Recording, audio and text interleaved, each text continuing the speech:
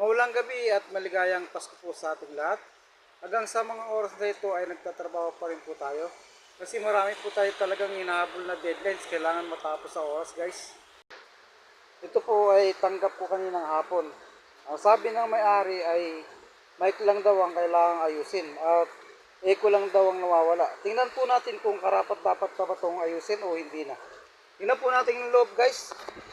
And kitang-kita naman po guys na napakalawang talaga ng board guys.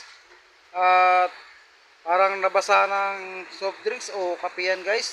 Tingnan naman ang itsura niya oh. Pati yung sa mic guys, ayan yung control ng mic guys ay talagang kinakalawang na rin guys. Tingnan nyo naman yung blower niyan. Tingnan mo, putol na rin yung dalawang pakpak guys. At mukhang manananggal na yung blower na yan. Tingnan mo naman. Paano pa iikot kaya yan guys?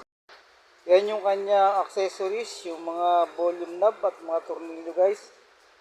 At paano kaya natin ito maayos guys?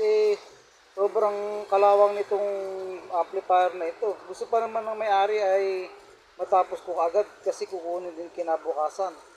Anong himala kaya ang gagawin natin dito? Kayo na ang humusga guys kung anong gagawin natin. Mahirap talaga na hindi natin nabubuksan sa harap ng may-ari yung unit kasi wala tayong idea kung anong laman sa loob. Kaya kailangan talaga kausapin muna natin ng may-ari nito kung ipapatuloy pa niyang ipagawa kasi mukhang matatagalan naman tayo dito guys.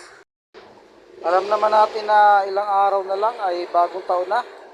Paano natin to maayos ng mabilisan kung marami tayong ginagawa? Paano kaya to guys?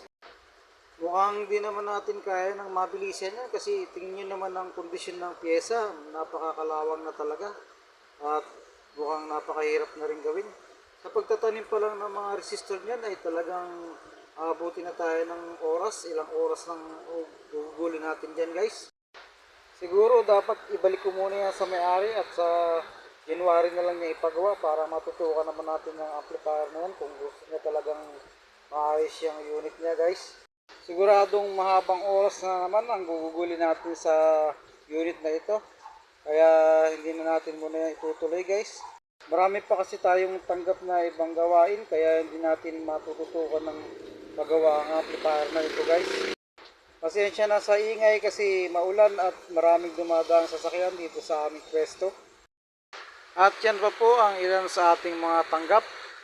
Mabuti na lamang at yung iba dyan ay tapos na. Hinihintay na lamang po natin yung mga may-ari na kunin yung mga unit na yan guys.